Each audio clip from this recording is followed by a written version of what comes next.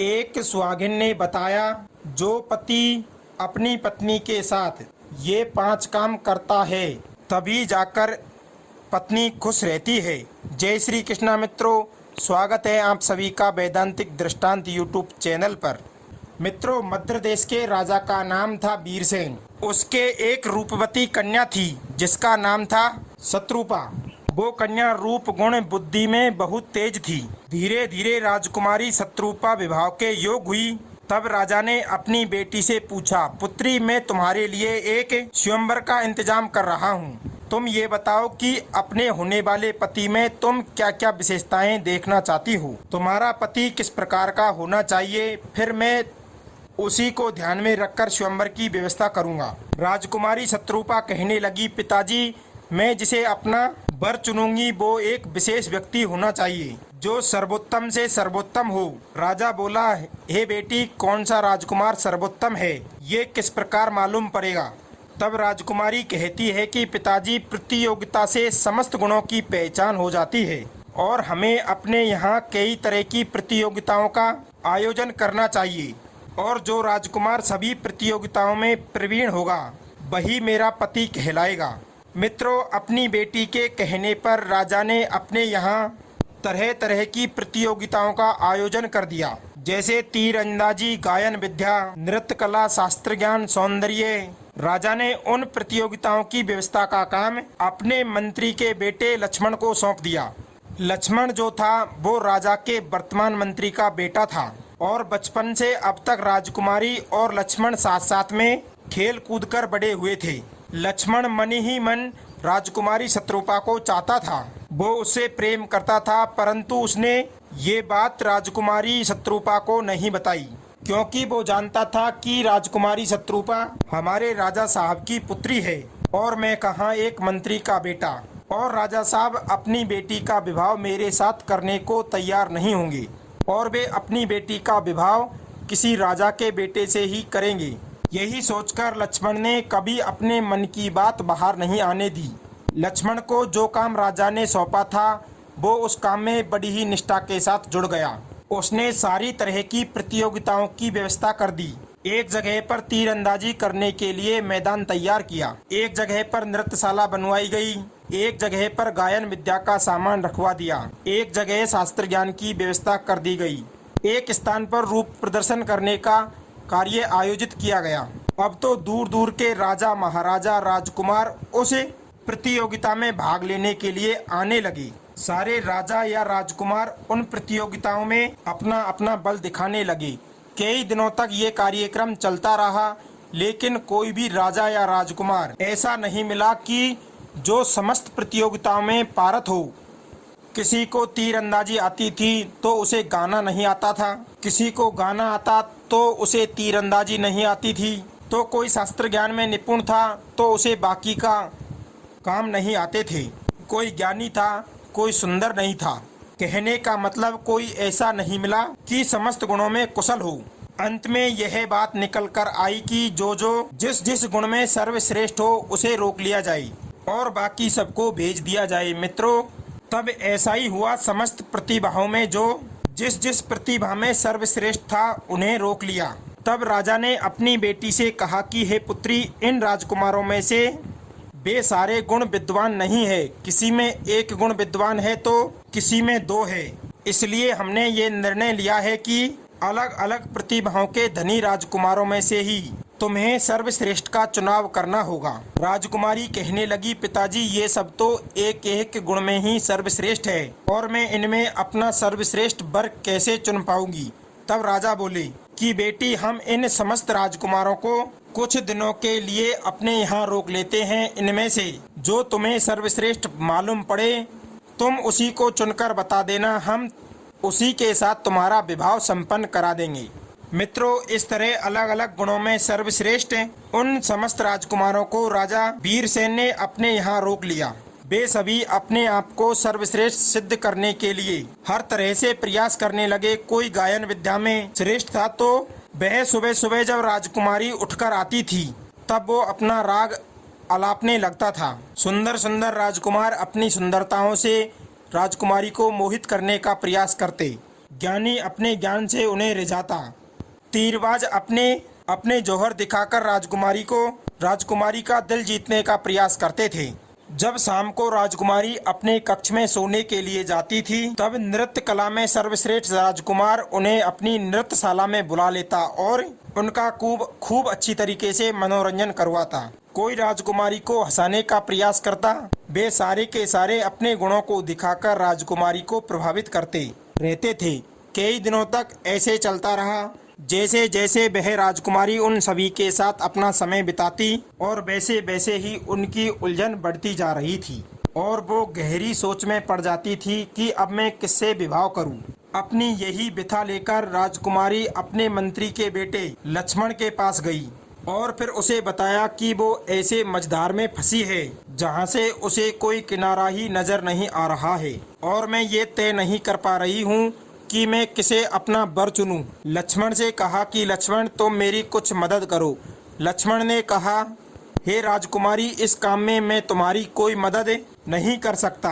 आपका जीवन, आपकी पसंद, ये तो निर्णय आपको ही लेना है, क्योंकि विवाह करने के बाद राजकुमार के साथ आपको ही रहना है। मुझे नहीं, मैं तो यही कह सकता हूँ कि जो भी निर्णय लो सोच समझकर लेना, ये जीवन बार बार नहीं मिलता। राजकुमारी बोली, हे लक्ष्मण, इतने सारे राजकुमारों के गुणों को जब मैं देखती हूँ तो मैं भ्रमित हो जाती हूँ। तब लक्ष्मण कहता है कि हे राजकुमारी, एक बात बताइए कि विवाह के लिए आप किसी व्यक्ति को तलाश रही हो या फिर किसी गुण को। राजकुमारी ने कहा, जाहिर सी बात है कि मैं किसी युवक को ही तलाश रही हूँ जो मुझे खुश रख सके। तब भरत कहता है कि हे राजकुमारी, जब आप किसी व्यक्ति की खोज कर रही है तो आपके ऊपर गुणों की धुन सवार क्यों है? इस चक्कर में आप अपने वर को भूल रही हैं। क्या तुम जानती हो, जो व्यक्ति धनुर्विद्या में कुशल है वो तुम्हें खुश रख पाएगा। हो सकता है वो धनुर्विद्या का ही ज्ञाता हो। प्रेम, समर्पण, सम्मान, सद्भाव जैसी कोई चीज उसके अंदर ना मिले। तुम ये नहीं जानती हो कि सुंदर युवक, उच्च कोटि का नर्तक, कुशल धनुर्धर, प्रतिभाशाली और कायर शास्त्रज्ञानी के अतिरिक्त वो कैसे व्यक्ति हैं। आपको ऐसे वर का चुनाव करना चाहिए जो जीवन की समस्याओं से लड़ने के काबिल हो, जो अपनी पत्नी का महत्व समझता हो, जो उसे वो सम्मान दिला सके कि जिसको वो पाने की अधिकारिणी हो, जो समय आने पर अपने प्राणों की बाजी लगाकर भी उसकी रक्षा करे, जो ये समझता हो कि स्त्री सिर्फ विषय वस्तु नहीं है, स्त्री पुरुष का भूख वस्तु नहीं है, जो ये समझता हो कि उसकी पत्नी सिर्फ उसके लिए ही अपने माता पिता भाई बहन को त्याग कर आई है, उसके साथ कैसा व्यवहार करना चाहिए, जो जीवन भर उसे खुश रखने का प्रयास करे, जिसके साथ रहकर स्त्री को हर सुख सुविधा का एहसास हो। ऐसे वर की खोज करनी चाहिए। ऐसे वर से क्या फायदा जो दिखने में ही सिर्फ सुंदर हो और वो अपने रूप के मान गुमान में पत्नी को भाव नहीं देता हो, मुश्किल परिस्थिति में डर कर भाग खड़ा हो, जिसको ज्ञान तो हो परंतु ज्ञान के अहंकार में चूर रहता हो, जो धनुष बाण तो चलाना जानता हो परंतु युद्ध की स्थिति बनने पर घर में छुपकर बैठ जाए, जिसके अंदर साहस ना हो, केवल प्रतिभा ही हो, तो इस प्रकार का व्यक्ति क्या काम का। जीवन साथी तो ऐसा होना चाहिए जो अपनी स्त्री की रक्षा के लिए सीना तानकर विपत्ति से भिड़ जाए, आपकी हर परिस्थिति में रक्षा कर सके, पत्नी को पैर की जूती समझकर उसका अपमान ना करें, उसे गाली देकर संबोधित ना करें, उसका अपने जीवन में अहम योगदान समझे, उसे अपने शरीर का आधा अंग समझकर चलना चाहिए। वो जीवन भर स्त्री के उस त्याग को याद रखे, जब अकेली विपत्ति आए तब सीना तानकर खड़ा रहे, आपकी हर विपत्ति में सहायता के लिए तैयार रहे। वो जीवन भर स्त्री के उस त्याग को याद रखे जब उसने दूसरे देश के किसी अपरिचित व्यक्ति से विवाह करके किया था, जहां उसने जन्म लिया था, जिस घर में वो अपने माँ बाप का घर छोड़कर आपके साथ अपमान सहने के लिए नहीं आई है, वो आपके घर को खुशियां देने के लिए आई हैं। वो तुम्हें खुश रखे, तुम उसको खुश रखें, यही होता है पति और पत्नी का धर्म, और विवाह का वास्तविक अर्थ भी यही है। मित्रों, मंत्री के बेटे की बातें सुनकर राजकुमारी शत्रुपा की आंखों में आंसू आ गए। वो हैरान थी। उसने ये नहीं सोचा था कि जिस बात को वो नहीं जानती है उसके बारे में लक्ष्मण जानता है। राजकुमारी आगे कुछ कहना चाहती थी, इतने में ही लक्ष्मण वहां से आगे चला गया। लक्ष्मण के शब्द राजकुमारी के कान में सारी रात भर गूंजते रहे। अगली सुबह जब सोकर वो उठी तो उसने घूमने का निश्चय किया। राजकुमारी सभी राजकुमारों के साथ घूमने के लिए जंगल की ओर चली गई। उनकी सुरक्षा के लिए लक्ष्मण भी उनके साथ लग गया। राजकुमारी उन समस्त राजकुमारों के साथ बातचीत करते हुए आगे बढ़ते जा रही थी। बातों ही बातों में वे सब एक बड़े ही घने जंगल में आगे निकल गए और उन्हें इस बात का ध्यान भी नहीं रहा कि जंगल आगे भीड़ है और आगे जंगली जानवरों का बहुत ज्यादा खतरा है। भीड़ जंगल को देखकर भरत रुक गया और कहने लगा कि रुको, अब हमें वापस यहीं से लौटना होगा। आगे चलना खतरे से खाली नहीं है। लक्ष्मण की बात सुनकर उनमें से एक राजकुमार लक्ष्मण की हंसी उड़ाते हुए बोला कि जब इतने ही डरपोक थे तो साथ क्यों चले थे, चुपचाप से जाकर घर में बैठ जाओ। दूसरा राजकुमार हंसते हुआ बोला, अरे घबराते क्यों हो, हम है ना, चलो आगे चलते हैं। लक्ष्मण ने उन्हें बहुत समझाया कि देखो, तुम सबके सब की सुरक्षा का भार मेरे ऊपर है। आगे घना जंगल है और जंगल में शेर, चीता, हिरण, भालू जैसे हिंसक जानवर रहते हैं। जानबूझकर मुसीबत में पड़ना कहाँ की बुद्धिमानी है। परंतु उनमें से किसी भी राजकुमार के ये बात समझ में नहीं आई। वे राजकुमारी शत्रुपा की नजरों में अपने आप को बहादुर सिद्ध करना चाहते थे। राजकुमारी भी लक्ष्मण की बात को अनसुना करते हुए आगे बढ़ गई। वे सब राजकुमार अपनी अपनी डींगे हाँकते हुए राजकुमारी के साथ आगे बढ़ने लगे। तभी सामने से एक खूंखार बाघ की गर्जना सुनाई दी। तभी सामने से एक खूंखार शेर की गर्जना सुनाई दी। शेर राजकुमारी के ऊपर अपनी नजरें जमाए हुए था। शेर को देखकर राजकुमारी डर गई। उसने अपने जीवन में कभी भी ऐसा शेर नहीं देखा था। लक्ष्मण भागकर राजकुमारी के आगे जाकर खड़ा हो गया था।